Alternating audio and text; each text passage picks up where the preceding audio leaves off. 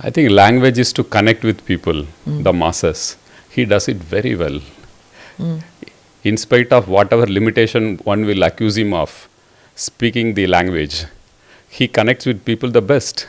And that's what works in democracy. Correct. His language is the language of people. He speaks from his heart, which people appreciate. He doesn't have anything to hide. He's so transparent that people love him for what he is. You take it to another level completely. Even when there's criticism about you, you are shy about it. You don't respond. You don't react. You just do your work. I've seen. So, is it because you were directed by Naveen Babu, or is it your natural self? I think one gets inspired being with him for more than a decade. You are working so closely with him. You get to see how he reacts to situations, how he reacts to criticism.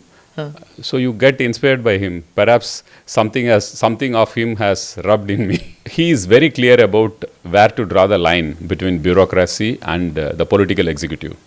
He knows what has to be done through the political executive, how much you have to respect the political executive, and how much you have to get work done by the administration, the bureaucrats. So he doesn't cross that line. Mr. Pandian, thank you so much for being part of the podcast. I'm really looking forward to our conversation. Same here. Jai Jagannath. Thank you. Jai Jagannath. Jai Jagannath. So, I'm of course going to begin with who's this mystery man, Mr. Pandian. Nobody knows in the country who's this person, because there's so much mystery around you, because you don't give television interviews, you don't give news interviews only, and everybody wants to know what it is about Mr. Pandian that people wonder that he keeps to himself, elusive person. So introduce yourself to the people of the country and to even Odiyas. Perhaps I got inspired by Honorable CM. Correct. His style is that. Yes. And till the other day, I was in the Indian Administrative Service, where we have to be behind the screen always. You do work for the government, so you don't get a chance to come out in front. But I've seen that, you take it to another level completely. Even when there's criticism about you, you are shy about it. You don't respond. You don't react. You just do your work. I've seen. So, is it because you were directed by Naveen Babu, or is it your natural self? I think one gets inspired being with him for more than a decade. You are working so closely with him. You get to see how he reacts to situations, how he reacts to criticism. So you get inspired by him. Perhaps something of him has rubbed in me. But he has a number of years of experience. You're a young bureaucrat, and you were posted in tough areas like in Kalahandi and all that. It was like phenomenal work that you did. So I'm sure as a young person you would have lost your temper at times, and you would have like, why are they writing this against me? What is this? You don't feel like responding ever? I thought that the work should speak. That's like nice. how Sachin said that my bat should speak. Okay. So our work should speak more than.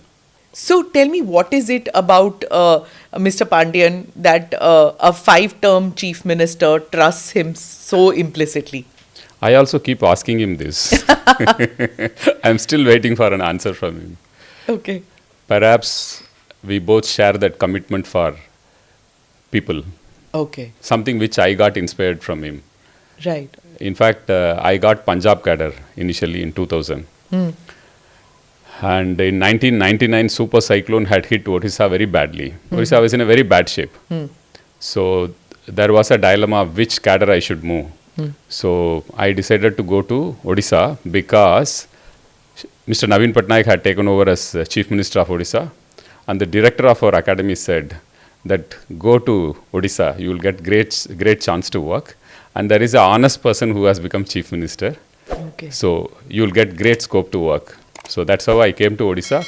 And from that day, I got great deal of independence to work in whichever post I have been, whether it is sub-collector or additional district magistrate in Rourkela or as district magistrate in 2 districts, including his own district. What was the first meeting that you had with Mr. Naveen Patnaik? Tell me about that. I was sub-collector, a young sub-collector. He had come to inaugurate some projects Where was this? in Kalahandi, Kalahandi. Dharamgad. So that was the day he was, it was 2003 or 3. So that was the time India Today had adjudged him as one of the top chief ministers of the country, first time. So he had come with that India Today and he was reading that magazine. Okay. So that is the first memory I have of our Honorable Chief Minister. And what was your first impression when you met He him? was unlike a political person. Whatever stereotype one has about a political leader, he was completely unlike. Very warm, very down to earth, very humble, and had an eye for good work. He had come and he immediately appreciated me for 2-3 things, which I thought was very nice of him to tell to such a junior officer. What was the work? He spoke about the paddy procurement which I was doing, Okay. which the administration was doing. Kalahandi used to be a food deficit district. Yes. Kalahandi was known for those. I remember as a journalist, my generation of people would Koraput and Kalahandi would, be the dark zones of the Absolutely. country, of famine, of food shortage, and Starvation always deaths deaths. and Yes. child sale and all those things used to happen. Yeah. So during our chief minister's time, the face of Kalahandi actually changed. He brought in irrigation in a large scale. So he transformed the grey areas of drought-prone areas into green areas. So we have food surplus in Kalahandi. When I was posted there in 2003-04, we have to sell a lot of paddy. That was a big challenge, and ensuring minimum support price for the farmers. And from subsistence agriculture that was practiced out there. Yes. And bare subsistence, even if I Absolutely. might say that. Absolutely. You were selling it for rest of the state. Absolutely. That's one of the biggest transformations the Chief Minister had done for Odisha. In 2000, we used to be a food deficit state. We used to depend on Punjab, Haryana, other states for our own food security. The public distribution system will wait for rail wagons to come from other states. Okay.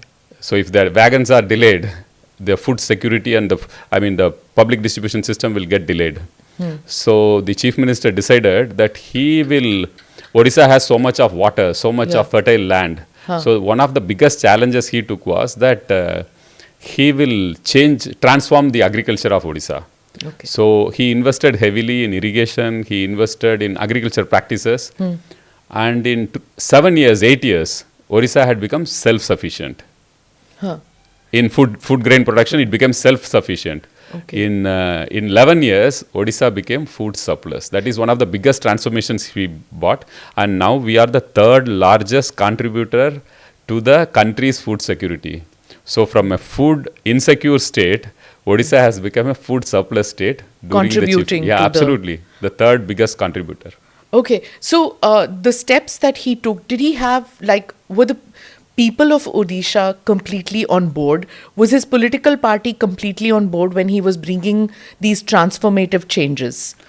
I think people were very happy with whatever he was doing in every field. Whether it is disaster management, where he has set global benchmarks, or food security, or tribal empowerment, or education, every field. That is why perhaps he got pro-incumbency instead of anti-incumbency, Yeah. which sets in, even after one term, anti-incumbency sets in. Yeah. He is now 5-term chief minister, and in every election, his margins go high, his vote percentage is going high, and perhaps he will repeat the same in 2024 as well. Okay. So, I wanted to ask you this. When Naveen Babu started his career in politics, everybody was like, "Oh, he's not a son of the soil. He's anglicized. He doesn't speak the language." So this kind of talk was done. But somehow, as you said, that there's no anti-incumbency with him. People of Odisha not just forgive him, not just accept him, they embrace him despite him not being one of the, like I said, son of the soil. So how does that work? How are people of Odisha not so parochial, should I say, or so language chauvinistic that they want somebody who speaks fluent, pure Odia? I think language is to connect with people, the masses. He does it very well. In spite of whatever limitation one will accuse him of, speaking the language, he connects with people the best. And that's what works in democracy. Correct. His language is the language of people. He speaks from his heart, which people appreciate. He doesn't have anything to hide. He's so transparent that people love him for what he is. So even with you, it's like that, right? Because you're a Tamilian by birth. So I would think that when you chose to come to Odisha and work out here, you have a similar kind of a trajectory in the sense that you are not fluent with the language, though you learnt it. But again, you've managed to work out here for so many years now. So when you come to Odisha only, you are asked to write an exam. You have to clear an exam of 8th standard or something. Then you clear the exam, then you take up posts here in the state. So I think language is not a limitation if you know people and you understand their issues. You solve their issues. People are more concerned about how transparent one is with them and how committed are they to their cause. I think that really works, and that's an inspiration one gets from the Chief Minister as well. See, But even though I won't agree that he is not so fluent, I'm talking about when he came to politics. Oh, that time, yeah. At right. that time, he Okay, was okay. like, he was considered like, somebody not accustomed to, living here in Odisha. Yeah. He'd come from outside, and he had, even his English was, anglicized English. So, I think he used all those things as his strength. yeah. He was very fresh. He was open to ideas, and he saw everything with an open mind, which is very rare in a political situation. You come with preconceived notions, preconceived ideas. He was fresh in politics. He didn't have much experience. So he came with open ideas, open mind. So that also helped him to a great extent. So when you worked with him, initially, if you remember, even the politicians of Odisha used to say that, he relies more on bureaucracy, not so much on politicians, not even his own party. He wants his work done by the bureaucracy, and he will ignore some of the criticism or some of the ideas that come from his own party workers. So how did bureaucracy respond at that time? The reason I ask is because it's a problem that many chief ministers face, how to balance the needs and aspirations of the political class and how to get things delivered by the bureaucracy. So how did Naveen Babu deal with the bureaucracy? I think he supports good work, transparent work. He stands behind you. I can give an example of what happened with me when I was a young sub-collector in Dharamgarh in 2003, Kalahandi, 2003-04. I was going all out against rice millers who are doing mischief in ensuring minimum support price. So I was going really hard on them. So all of them joined together and came in 2003 to the state headquarters and met the Food and Civil Supplies Minister. That time it used to be a coalition government between BJP and BJD. So the coalition minister, I think he was from BJP. So they came and met. These millers had this idea as to how officers used to get transferred overnight during the Congress regime. So they thought that will happen. They all came. Apparently they all collected some money and came saying that we should get this officer out. So when they met the minister, Food and Civil Supplies, he laughed and said that this is Naveen Patnaik's government. You can't get a officer transferred for doing good work. Who said this? The minister told the minister told the rice millers. So straight from here, they all came and met me in my office, night 9 o'clock or something. They came and apologized and said that times have changed. Naveen Patnaik is known for standing behind honest officers. We apologize to you. We will think that business is cyclical. We are going through a tough situation now. So we'll adjust and we'll do good work now. Yeah. That's what they said. So there was no threat at that time. I mean, of course, bureaucrats across the country have that experience where business owners who are used to a certain way of doing it, and if bureaucrats don't do it, like sand mining and those kind of mafias. Actually, I think the first year of his arrival, the chief minister arrested 4 or 5 super class contractors who are supposedly ruling the state.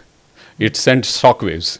He sent I think he sacked about half a dozen ministers on corruption.